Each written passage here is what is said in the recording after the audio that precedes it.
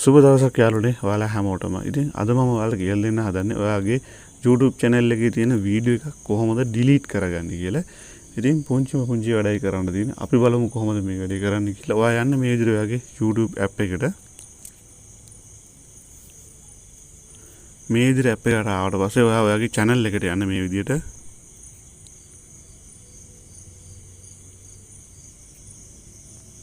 ඊට පස්සේ ඔයාගේ channel එකේ නම උඩින් මේජ් එක ටච් කරන්න. ඊට පස්සේ මේ manage video කියන එකට යන්න. හරි. මෙතනින් ඔයාලට අවශ්‍ය delete කරන්න අවශ්‍ය වීඩියෝ එක මේ විදිහට තෝරගන්න. තෝරගෙන මේ දකුණු පැත්තේ කෙළවරේ උඩින් තියෙන මේ dot 3 මේජ් එක ටච් කරගන්න.